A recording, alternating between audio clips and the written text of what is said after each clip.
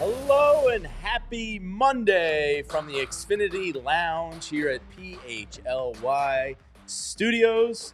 This is the PHLY Phillies Podcast presented by our friends at Bet365 and TrueMark Financial Credit Union. Both great sponsors, both companies I love. I am Jamie Lynch. This is Rich Hofmann in with me. Rich, it's vibes are good in Philadelphia right now. Eagles are winning. Flyers won. VJ and the Sixers got the juice. They're back at it tonight. Things are good. Vibes are good. Except for the team we're about to talk about. Well, it depends. Are they outright bad? We'll get into that over the next hour. But yeah, this one does not fit the narrative. A little bit different, the vibes down in Citizens Bank Park over the past 2 weeks. We're going to talk about it all today. We're going to dive into the Matt Gelb story from the weekend from The Athletic. Great job by Matt sitting down with Bryce Harper there to get his thoughts on it. So it all started at the press conference. And hello to Ray and Molly and Barkley's Life and Zoe and everybody in the chat. Let's get a little thumbs up here let's change the vibes in the Phillies. Let's get a little thumbs up. Right? Yeah, let's get a little thumbs up here. Come on. All right. Let's start it off, Rich. 2 weeks ago, roughly, Dave Dombrowski and the Phillies hold their end-of-the-year press conference. Topper's back. The coaches are back. And at the time, Dave Dombrowski told the truth. And we'll get into the media literacy of do you want truth or don't you in a little bit. But let's just talk about the comments because Dave Dombrowski, that was a shot across the bow of Bryce Harper Enterprises. And I think it's a little deeper rooted than just the performance on the field. And we'll get into all that in a second. What was your initial reaction to hearing Dave Dombrowski's comments?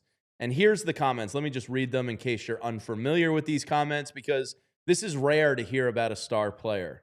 Dave Dombrowski said, of course, he's still a quality player. He's still an all-star caliber player. He didn't have, and here's the key word in all of this, an elite season like he has had in the past. I guess we only find out if he becomes elite or not if he continues to be good. I look around the league, Freddie Freeman. He's a really good player, right? He's still a really good player. Is he elite like he was before? Probably not to the same extent. Freddie's a tremendous player. And to me, Bryce, can he rise to that next level again? I really don't know that answer. Really, he's the only one who will dictate that more than anything else. That's what it comes down to. So I don't think he's content with the year that he had. And again, it wasn't a bad year. But when I think of Bryce Harper, you're thinking elite, right? You're thinking of one of the top 10 players in baseball. And I don't think it fit into that category. But again, a very good player. I have no idea. I've seen guys at his age, again, he's not old, that level off. Or I've seen guys rise again. We'll see what happens.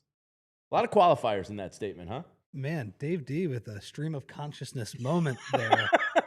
By the way, meanwhile, Freddie Freeman looking down at his phone, getting ready for an NLCS game, saying, "What the hell? Yeah, why are you talking about me, Dave? What did I do to you, Dave Dombrowski?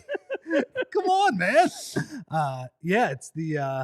It's the first time elite has been such a controversial topic since maybe Joe Flacco. Is he an elite quarterback? That was a few years ago. Don't get me started because I had the Bengals yesterday in my survivor pool. I was one of the 15 final people in a big money pot. And I was between the Colts and the Bengals. And for some unknown reason, I went with the stinking Bengals. It wasn't Flacco's fault. Defense's fault, yeah, right? I know. So I'm triggered. I will say, when Dombrowski, I'm sorry. When Dombrowski made those comments, yeah, they were eye-opening. Like, he had about a 45, 50-minute press conference on top of Rob Thompson's press conference as well. End of season, post-mortem stuff. Usually, Dave Dombrowski, I feel like he doesn't say a lot during those end of season pressers. I mean, he does them, which they've been very milquetoast like in the past. Just like, yeah, so-and-so's back. Yeah, we got to get better here. Yeah. This was like the most controversial thing he's probably said in his Phillies tenure. And I remember last season after they lost to the Mets, the fan base was annoyed with his answers. They just were like, that's not good enough. There needs to be more change, those type of things. And there was that sentiment as well this year when Dave Dombrowski basically volunteered a few times. Hey, Dodgers are a really good team, and they might win the World Series. By the way, it looks like they are going to win the World Series. And I understand the fan base's frustration with Yeah, man, we know that's true, but also we just really don't want to hear it after 4 straight playoff exits, losing earlier every single year. I guess they lost in the same round the last 2 years, but it was the first round, so you're not doing any better on top of that.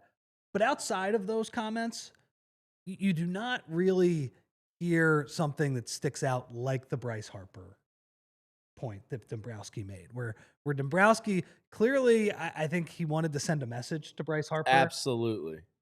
Because you just don't usually hear, and we will talk about the media literacy part of this. You don't hear a general manager, president of baseball operations talk about their high-priced player and say, yeah, he's good. Yeah. He's good. He's all right. Look, good is a word I'd use, but he wasn't elite this year. And, can he get back to elite?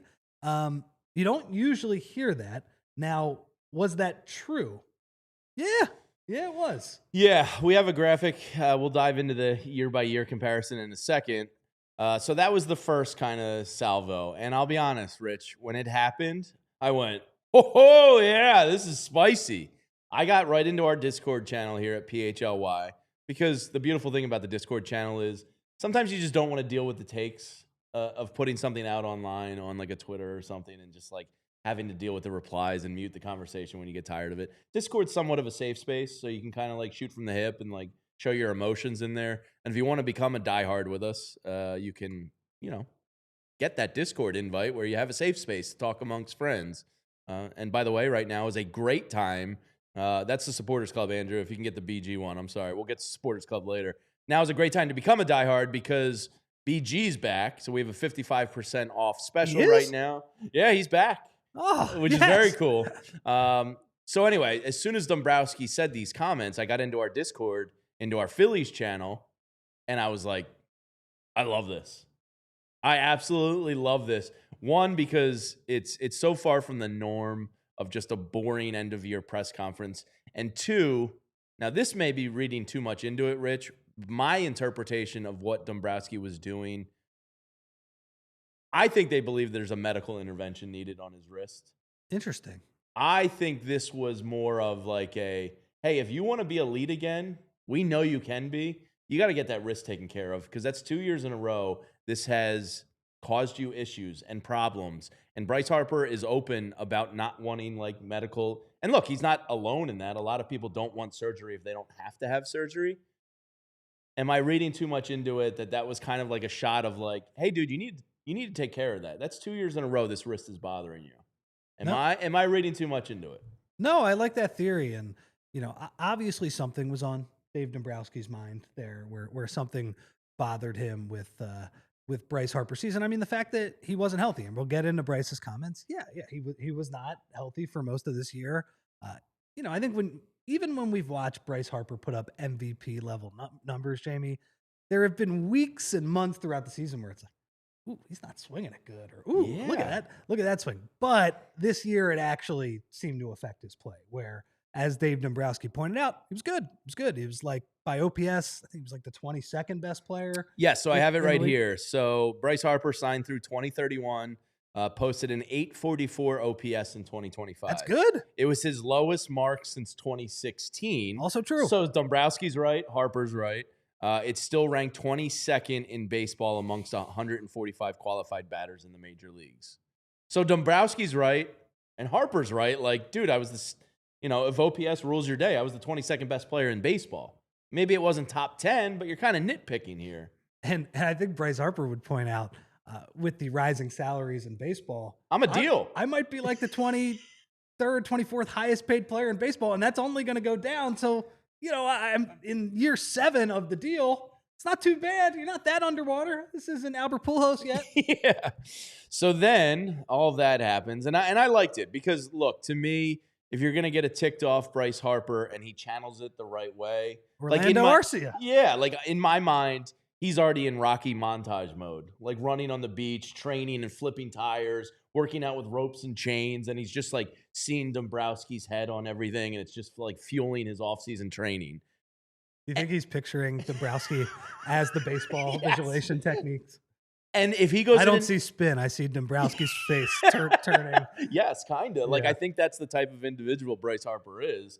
So if it's some extra motivation, maybe he gets like Dombrowski clown nose cleats for this year. That'd be great. He's like, no rivalry cleats this year. He gets the Fanatic, his good friend, to bring out the old Tommy Lasorda like dummies, and it's just Dombrowski and the Fanatics smashing him on the field. But Bryce, obviously, we're making fun of sort of some of his, I think I would say ridiculous clothing choices, which I also find charming at the same time somehow. I'm making a joke of that, but like Jamie said, when Bryce Harper is motivated, when he's pissed, like we saw with Arcia during that this Braves isn't series, a bad thing. He's a beast. Like he channels that so well. Yeah, like I'm totally okay with a Bryce Harper with something to prove. And if he has to prove it to his boss, essentially, good. Go out there and prove it to your boss. Show us that your wrist is okay. Show us you don't need some kind of surgery or rehab on that. Handle your business. Go out there and be an elite player again. I, for one, like the challenge that Dave Dombrowski issued to Bryce Harper. Dave Dombrowski spoke his truth up there. And we'll get into that in a little bit of like, do you actually want truth? To me, I always do, because I think you're going to get a motivated Harper that's going to come back and be better next year than he was this year. Yeah. It's like that simple to me. And you never know, like a lot of times we could be seeing the same sort of challenges, but they're just behind the scenes. Sure. Right? Those could exist, but we don't see them, because that's what made it interesting, is that Dave Dombrowski volunteered it at his end of season press conference. But yeah, I mean, behind the scenes, like could Dave Dombrowski at his exit meeting with Bryce Harper, even though Bryce Harper did say to Gelb that they haven't talked, which is, might want to follow that up with a call, Dave. Yeah. So I think maybe they should talk. I think that's fair. Yeah. But yeah, like that type of stuff could be happening behind the scenes. I like your theory actually on the wrist issue, because then that means there's sort of something else. Because when you look at Bryce Harper's season, it's like, yeah, it wasn't elite, but also like, can you be that mad year 7 where he has a little bit of a down year, still a very good year? Is there something else going on? Maybe. And I wonder if that's the case. And when you look at the side-by-side comparison of Harper last year to this year, it's really not that. It felt different optically, but Andrew, throw up the graphic. When you look at his ultimate numbers of last year compared to this year, like it's not that crazy, right? The average drops, about 24 points. Home runs, 3 off. He's never been a massive home run guy. As long as he's in that 27 to like 34 range, I'm kind of fine. Like that's not a big deal. The RBIs is the big one. On base percentage dropped some, and the WRC dropped. So like undeniably he dropped off this year, but it's not like this massive fall off. So ultimately, like, can he be better? Yeah, he sure can, but it wasn't that bad. Yeah. Well, and I would also say too that there was speculation, might the Phillies look to move on from Bryce Harper after these comments? Now, that's not what Dave Dombrowski said.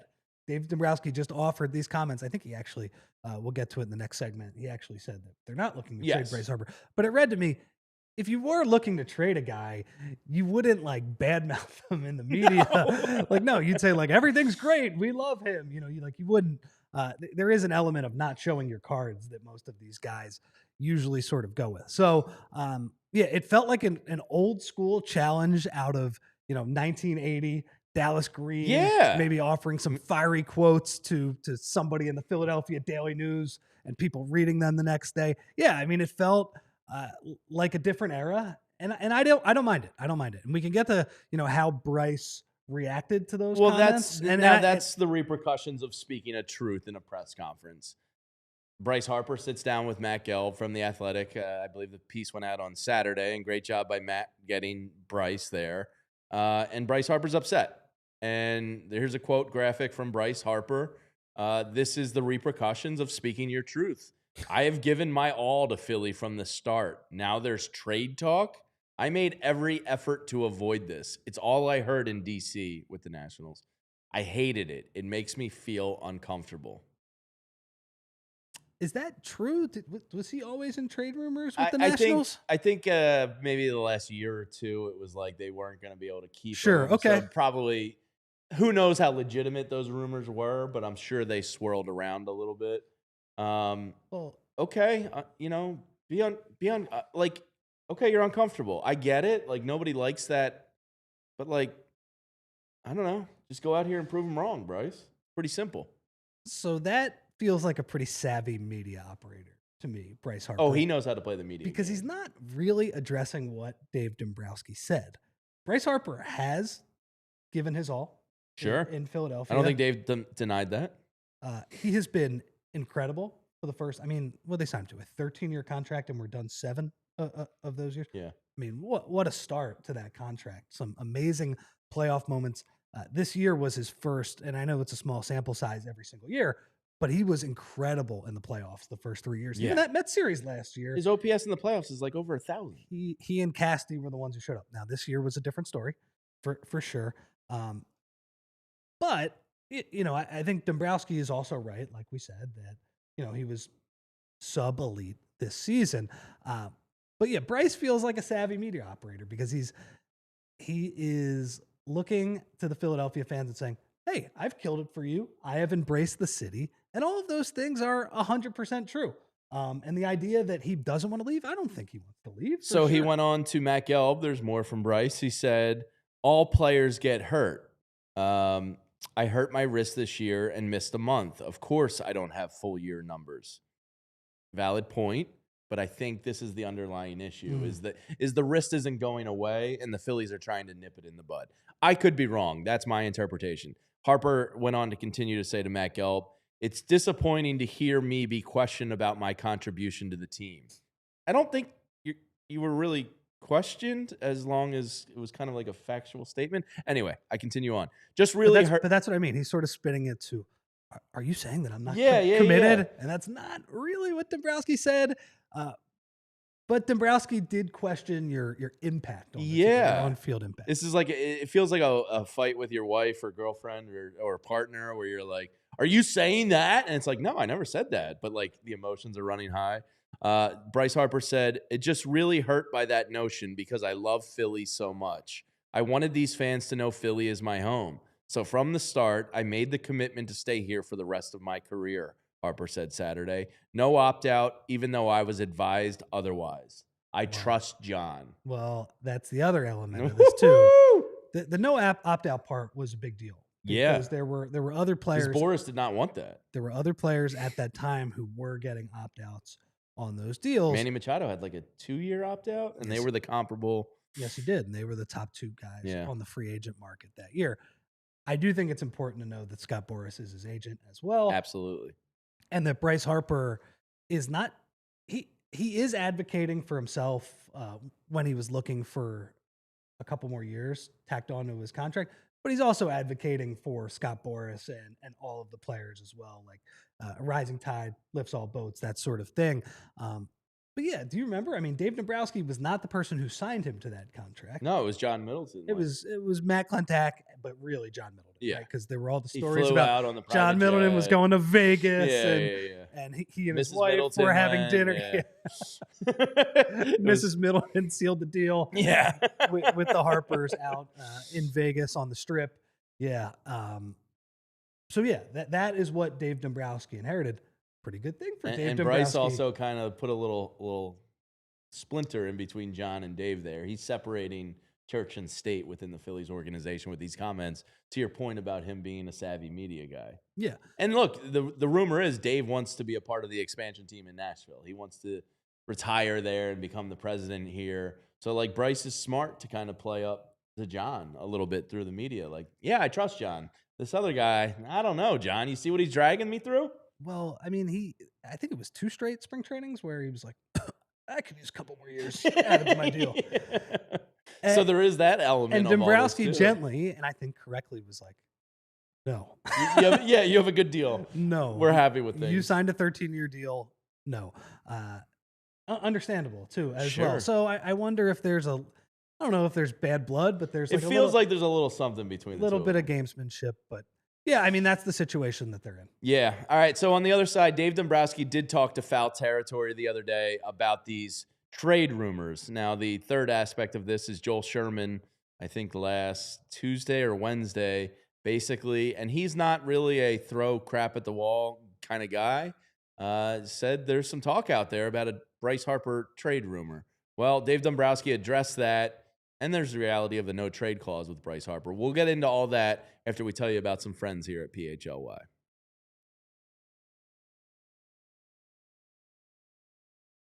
Hey, sports fans, you know who's playing championship level car deals every single day? That's Elkins Chevrolet, right off Route 73 in Marlton. It's a 3-man team. Jason, Adam, and Josh, brothers, in the store daily, calling the plays and delivering those wins. No fumbles, no drama, just elite play, as Bryce Harper would want.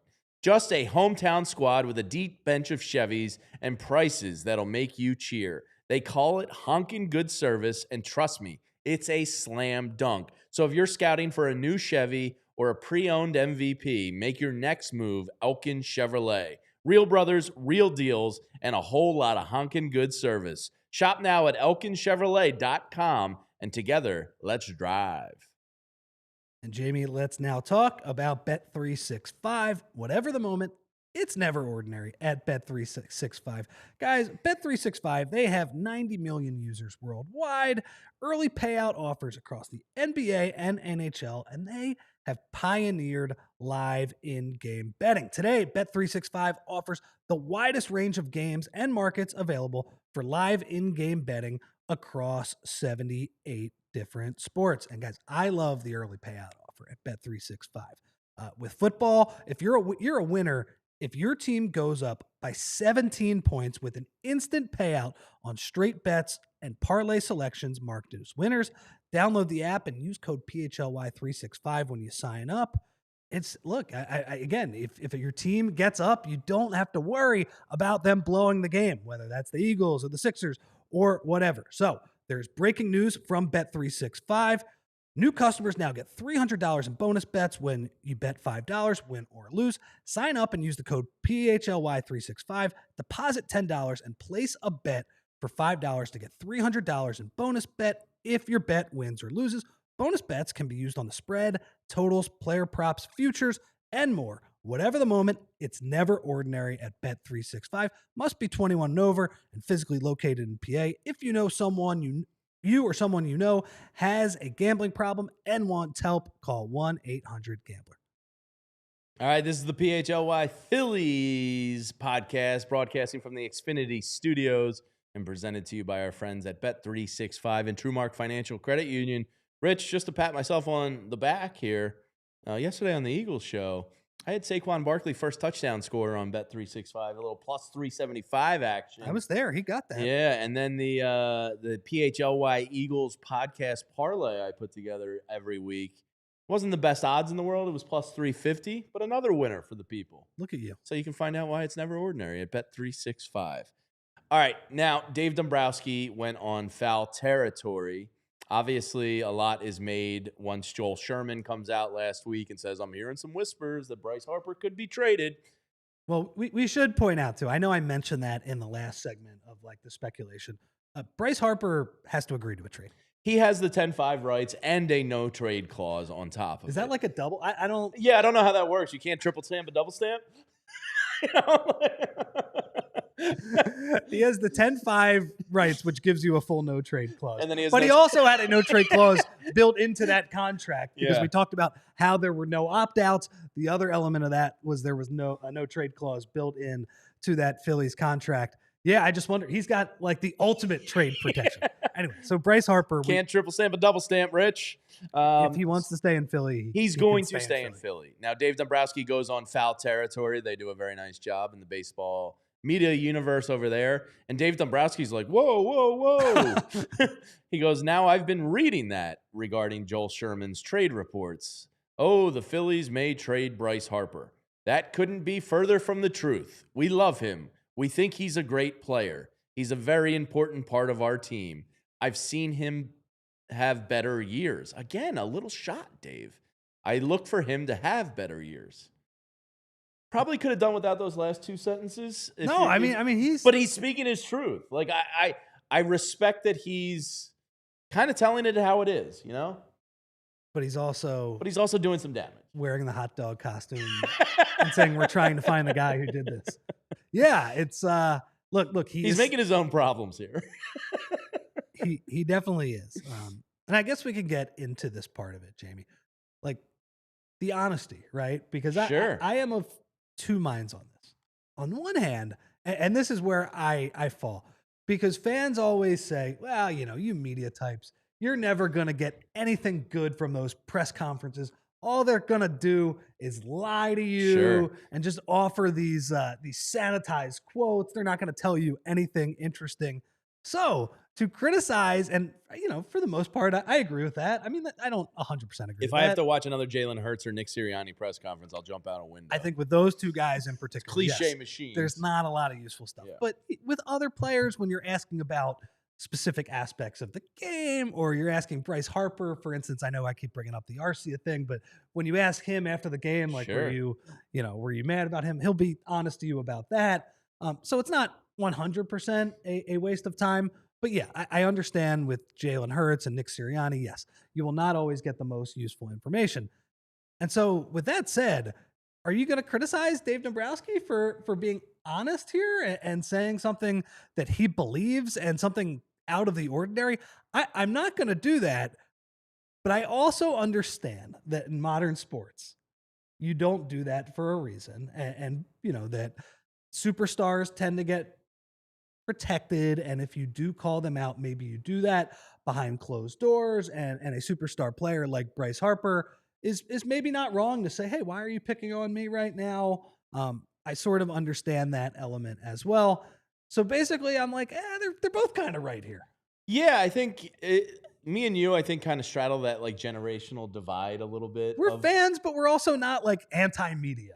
And I think this new generation is a little bit, I don't want to say softer because it's not softer, but they're more, I don't know, a little sensitive about, like, if this happened in the late 80s, early 90s, nobody blinks an eye. It's barely a story. It's a Wednesday. Right? Yeah.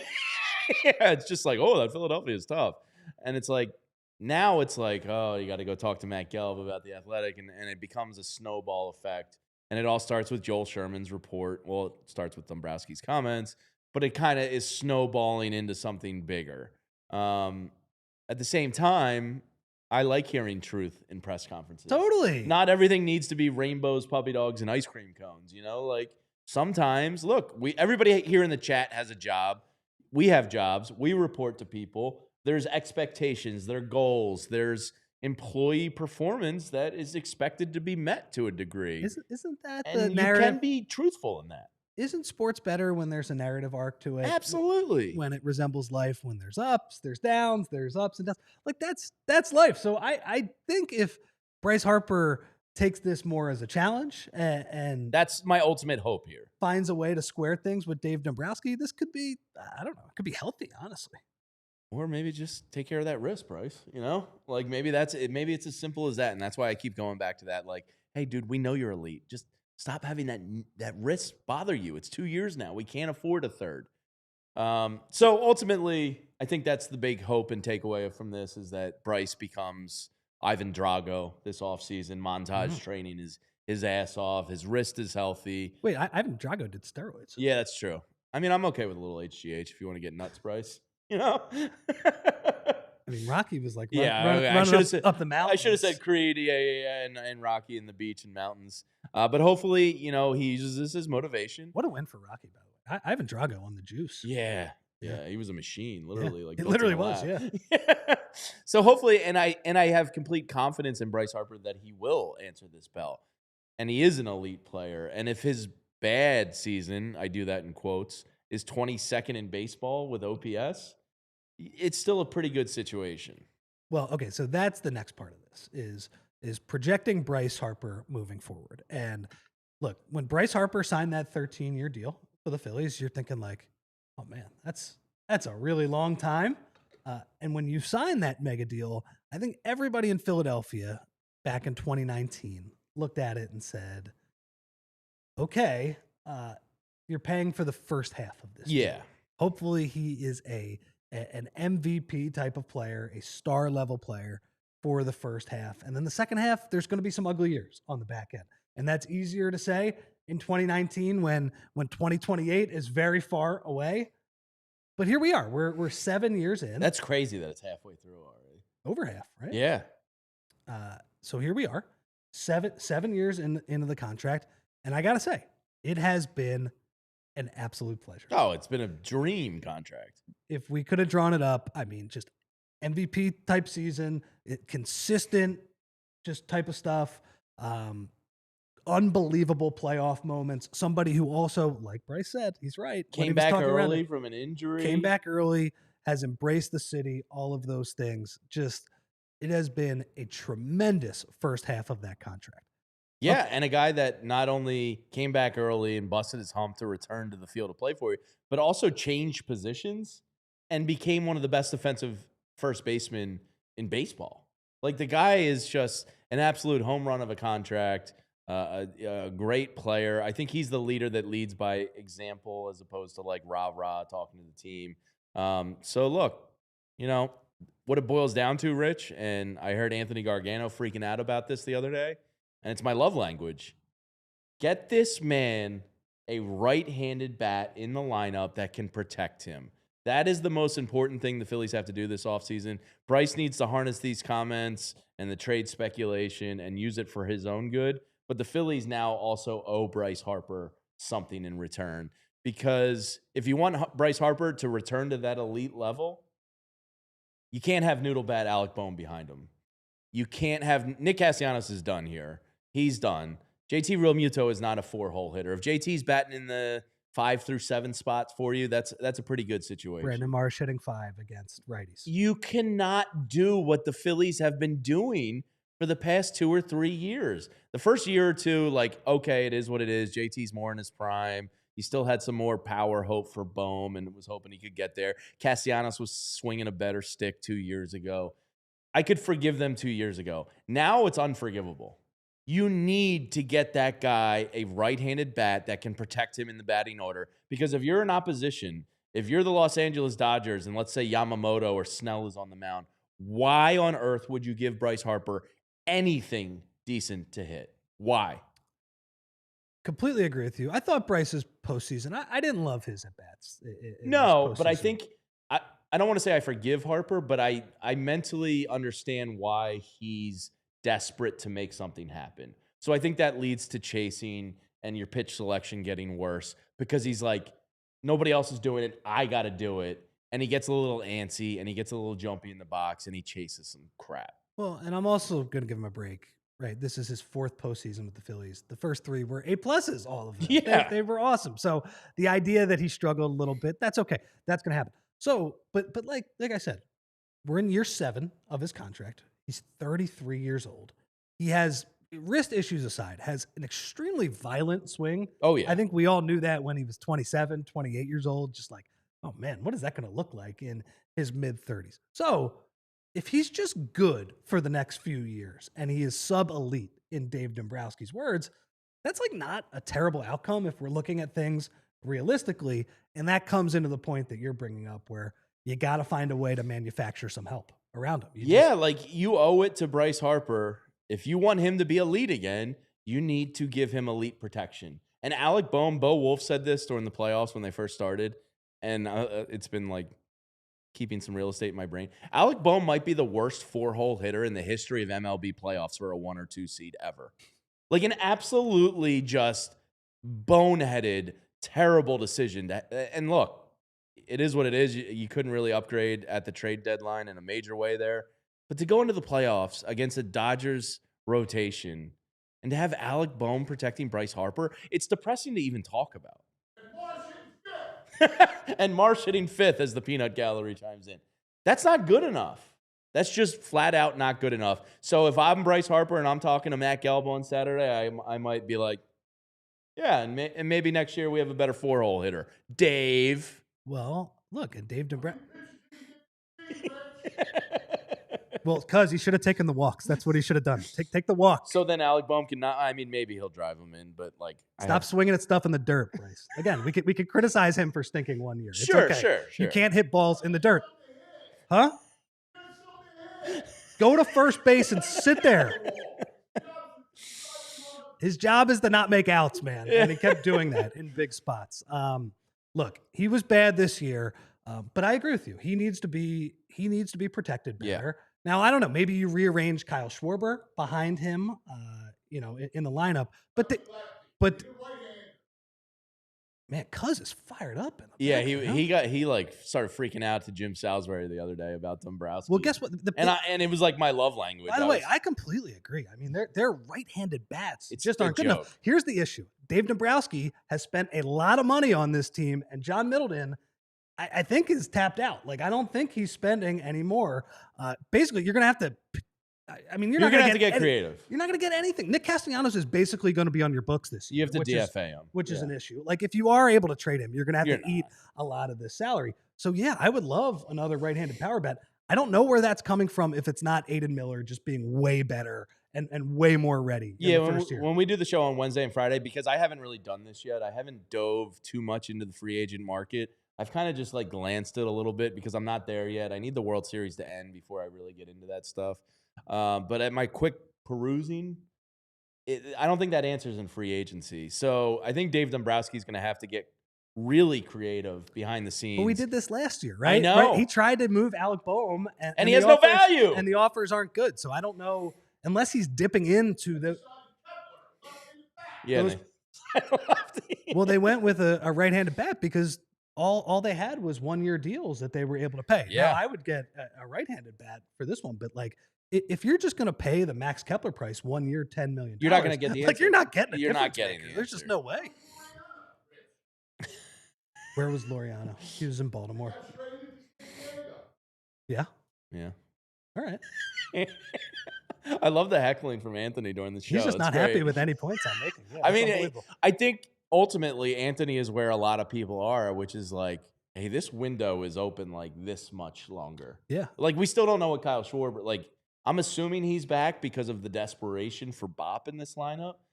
But like, I think people are at the point where it's like, oh man, this window might be wasted. Well, and so to Cuz's point though, right? Dombrowski makes the 3 signings last year with Romano, Ross, and with Kepler. Stinks, and 1-year deals or whatever. Stunk.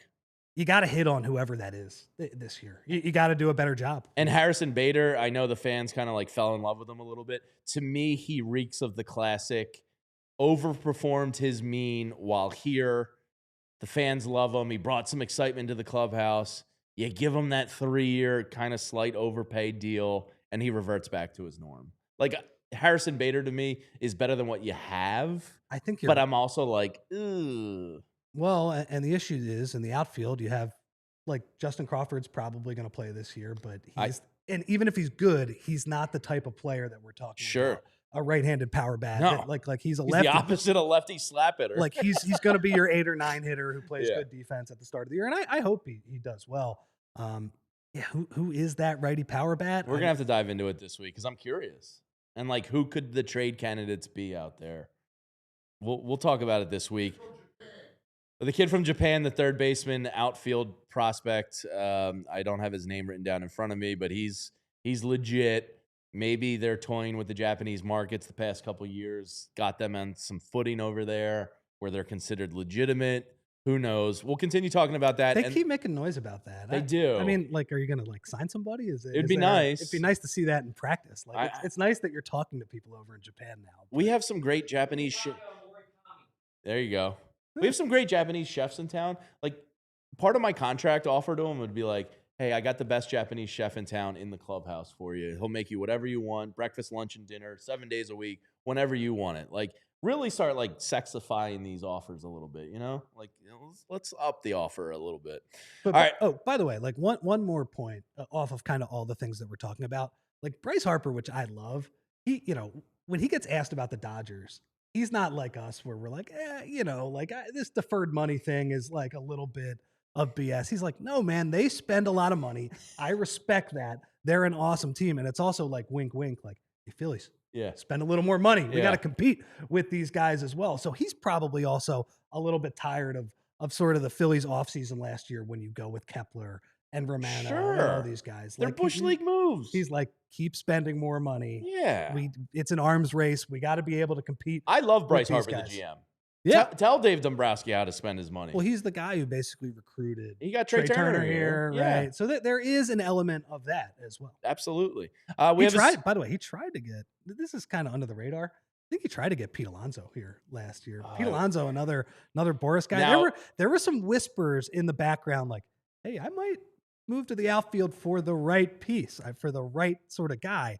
And I do wonder if Bryce got in Boris's ear and said, "Hey, Pete Alonso, I think that's probably the right piece." By the way, now that would be. I don't like Pete Alonso. I was just going to say he's played for the Mets for way too long, or whatever. Obvious solution to this. I mean, man, what a righty power bat that would be. So God, that would gross. Completely change things. And I say this like knowing he would hit 50 bombs in Citizens Bank Park. You know what I mean? I would end up. But right now, I hate the polar bear. You'd get it. Yeah. I'd be over it by what, like April 15th? Yeah. By his 20th home run. I'm not sure about this guy. He's got 8 home runs in late April. Done, Pete. Yeah. Bryce Harper's back on an MVP track. Sure, I'll get over it. Super chat. Frank Barber. What up, Frank? $10. Appreciate you, Frank. Am I the only one who didn't think Dombrowski's comments were out of line? He said what we all know and we're thinking. That being said, Boris is going to get his extension out of this. You watch. Apt observation. I had no problem with Dombrowski's comments. I like a pissed off and motivated Harper. But you're right. Boris is probably going to try and milk a stone here to get that contract extension. Dave, you made my client unhappy. He's the leader of your team. You need him. He's the puppet master in the background. Yeah. All right, let's tell you about some friends at PHLY, and then we'll continue talking about this and the World Series at hand next here on the PHLY Phillies. My guys, we all know the feeling. You walk into a jewelry store, you try to pick something out for your wife, girlfriend, partner, and suddenly you have no idea what you're doing. You're in over your head, and you're thinking, what's the difference between all these diamonds?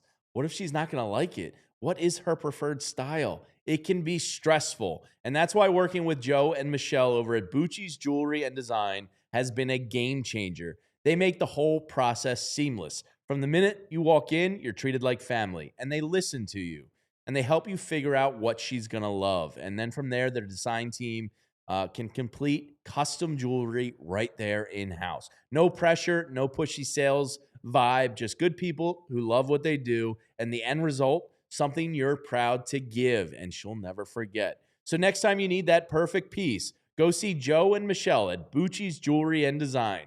30-plus years in the game, voted Phillies #1 jeweler year after year. Over 1,000 5-star reviews, speaks for itself. Check them out today at BucciJewelers.com and tell them the guys over at PHLY sent you. And guys, let me tell you about our friends at Parx Casino. And whether your favorite team wins or not, there's always another way to win on the BetParx online casino app. Check out brand new casino games like Huff and More Puff and Fire Blaze Sky Queen, a BetParx exclusive. The only app that I ever use to play all of my favorite casino games right there in the palm of my hand. You can play blackjack, roulette, craps, poker, baccarat, and hot online slots like Cash Eruption, 88 Fortunes, and Cleopatra. Play hot online slots based on your favorite streaming shows like The Walking Dead, Squid Game, Breaking Bad, and Peaky Blinders, and all of your favorite classic casino games from wherever you are. New users get up to $1,000 casino bonus back if you're down in the first 24 hours. Go to betparx.com and download the app right now and enjoy all the action and excitement from the casino at your fingertips. You must be 21 and in PA, New Jersey, Maryland, or Michigan for BetParx. You love to play, you love to win, you bet Parx. Gambling problem? Call 1-800-GAMBLER. This is the PHLY Phillies show. Honored to have Wilford Brimley in the chat talking about diabetes. Thank you, Wilford, for being here. Hit that thumbs up while you're here. Rich, you were talking about Parx. What's your table game of choice when you're in a casino? Are you much of a tablesman? I would say craps is my craps. Yeah, that is fun. I've only played in group settings, and I kind of need somebody to walk my hand and explain things. I'm not a very good blackjack player. Blackjack intimidates the hell out of me. That's my game. I'm a roulette guy. I love blackjack. I love roulette. Craps I can stay on for a little while longer. It's a fun group table vibe. There's a group element to it. Yeah, I do like that about craps a lot. So a lot of discussion, obviously, today about Bryce Harper and Dave Dombrowski. Love Cuz coming in too. Yeah. Love it. Me and Cuz going at it for a little bit. It was he's pro Pete Alonso, isn't he? Yeah. Well, he's pro big time right hand bat. I mean, so he's if not Pete wrong. Alonso not is wrong. that big time right hand bat. Yeah. I just wonder in practice if they're going to be able to do it with their salary cap. Yeah, Alex Bregman, not salary cap restraints. Also an option. Alex Bregman. Well, the salary cap discussion, Rich. Luxury tax. Yeah, leads us right into the conversation about the Los Angeles Dodgers in this World Series. If Jeff Passan, I guess about 3 weeks ago, kind of said, if it's Dodgers versus whoever, this could dictate the future of the game. And if me or you say that here, you're like, huh, what are these talking heads talking about? Jeff Passan says it. I'm like, actually probably has some validity to it because there is a looming CBA happening in the near future in Major League Baseball. Some people speculate there's going to be a strike already after next season. And if the Dodgers win back-to-back and they head into next season as the odds-on favorite to win again, there is going to be the discussion of salary cap versus salary floor versus whatever else the third option is, which is maybe, I don't know. Where do you fall on this? Because I am a staunch salary floor person. I like that baseball is an uncapped league, but it's also clear that the Dodgers have separated themselves from the pack in the way the Guggenheim Group reinvests their deferred money and makes money on it in the long term. And then, it's brilliant by them, but I do think they exposed a loophole. Now, that's not to say these other rich perverts can't also meet that output, and they should, but the reality is there's maybe 4 or 5 teams that can and will do that. So I'm a salary floor person. Where do you fall in this debate? I'd love to have a baseball labor expert come in and sort of explain all of the options. But to me, just following this story, and this story is, unless something changes, we're not getting baseball at the beginning of the 2027 season. No. There is going to be a lockout.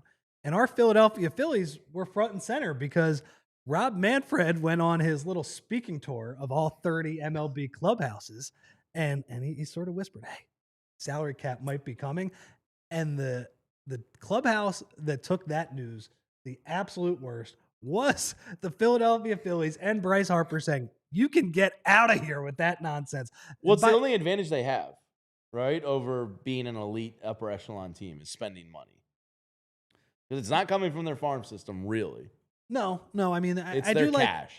Their farm system, hopefully, they have. It looks like it's turned a corner. Not a ton of depth, but there are 3 or 4 guys at the top of the system where they need these guys to break right. They have, I would say, pretty high ceilings, all of them. But, just relying on 3 guys to all pan out is a little bit tough, especially after you trade Eduardo Tait for Duran, and that was your guy. That was your catcher of the future a couple years down the line. Anyway, but Bryce Harper, who, and these guys who all make a lot of money and all have real opinions, told Rob Manfred, you can get out of here with that nonsense. When Rob Manfred goes on his speaking tour this year, the first slide of the PowerPoint presentation is Dodgers 4, Brewers nothing. And that is going to be the talking point. So where do I stand in terms of salary floor or whatever? Salary floor is a big deal. Like a lot of these owners are making more money in profit share revenue than they are spending on their own teams. Pittsburgh, pathetic. Miami, Tampa, Colorado, all of these places, they need to spend more money. Oakland on their product. Yeah, and if you look at the percentage that they're spending compared to what they're making through, it's tickets insulting. and the revenue that they're taking in, it's not enough. And the fact that these owners are crying poor is insulting. Joke. On the top end, I wouldn't say salary cap.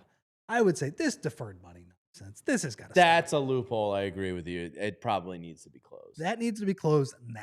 And I know, and people say, oh, everybody can do it. And it's like, you know what? How about nobody can do it? Well, you need the cash up front. The thing that people don't understand with the Guggenheim Group, they have billions of access to. You need the cash up front to reinvest it, to basically make your money back on the deferred payments down the line. So you do have to front the liquid cash. Totally. And at least And not every owner can do that, although we think they can. At least when Howie Roseman and Jeffrey, God, I combined the two of them. I'm picturing a face mash of them together. Yeah. I mean, look, when Howie Lurie, when they get together and Jeffrey Lurie fronts the cash and Howie Roseman manipulates the salary cap, at least like in the NFL, everybody says the NFL salary cap is fake, and to a degree it probably is. There is a price that they have to pay with the dead money down the line, right? And, this AJ Brown, this idea of trading him, right? Dead money is like $90 million next year. That's one of the downsides to doing it the way that the Eagles do it. The MLB, this deferred money, there's no downside to it, right? No, it's guaranteed regardless. Just push it down the line. And invest the money in the meantime to make the money up. So that would be the one thing I would say.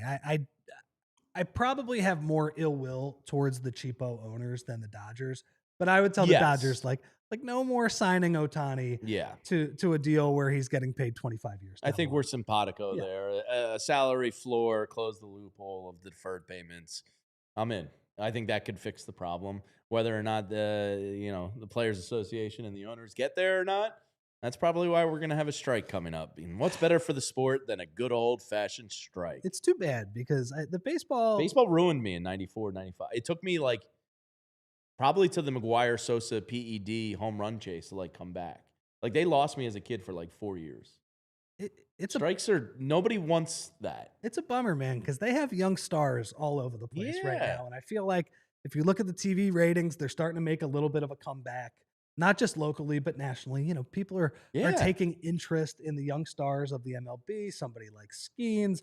Obviously, Ohtani's the greatest baseball player I've ever seen in my life. Yamamoto's taking the league by storm. It's all very cool. Has the international element too as well. Yeah. You have a bunch of guys from Japan. And Frank Barber with another super chat. Thank you, Frank. He said the Dodgers aren't ruining baseball teams like the Tigers are. Salary floor greater than salary cap. Agreed. Well, as to Frank's point, the Dodgers are rumored to want to trade Tarek Skubal. Crazy. What are we doing?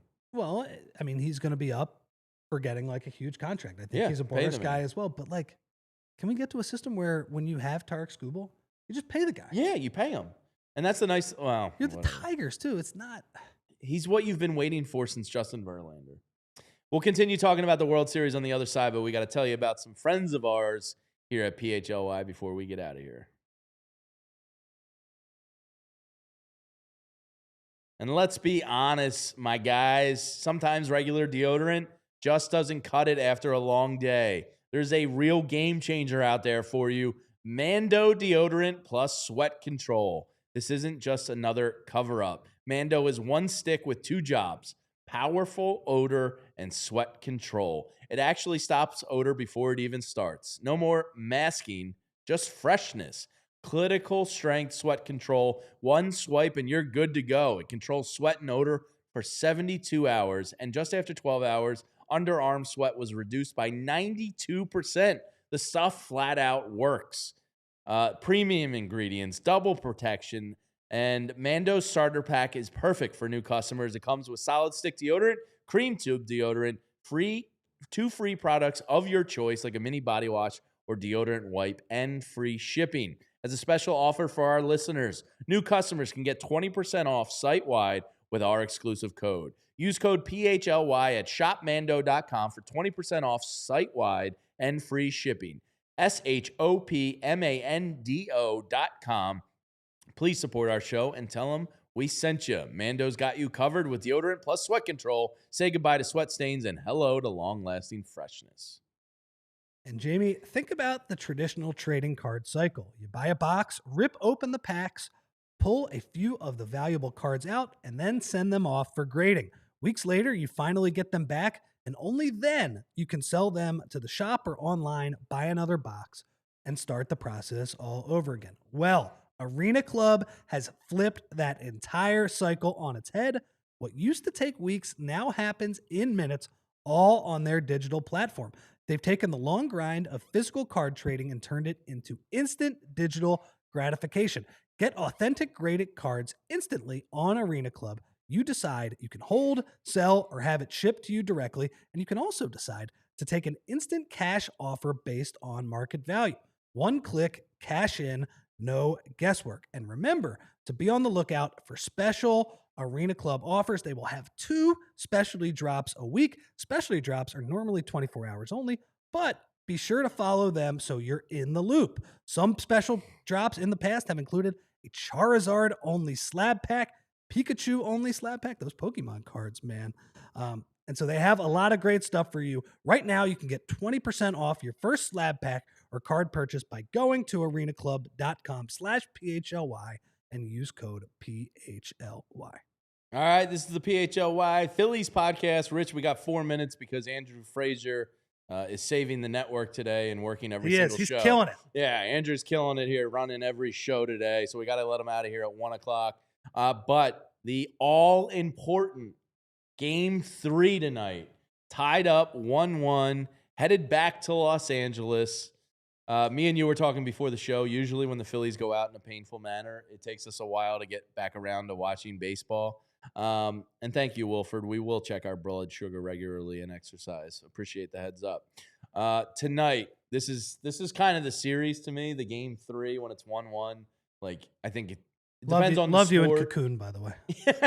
Depends on your sport, but it varies between like 70 and like 80% of the series is decided by this game's winner.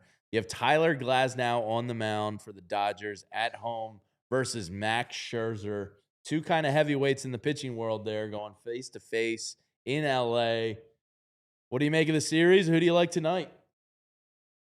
I like the Dodgers tonight, and I like the Dodgers in the series as well. Me too. Very impressive Game 1 by the Blue Jays. Awesome. Getting to Snell, who just looked unhittable for the first couple of series. Unfortunately, the guy that the Phillies solved, Yamamoto, 2 complete games since then. Unbelievable. Just incredible stuff. That goes to show that Schwarber nuke that he hit. That was impressive stuff.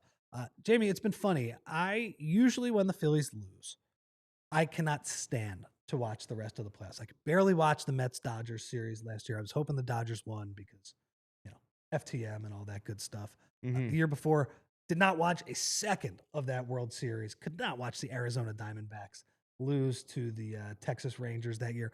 For some reason, because the Dodgers are so good, I don't really understand it.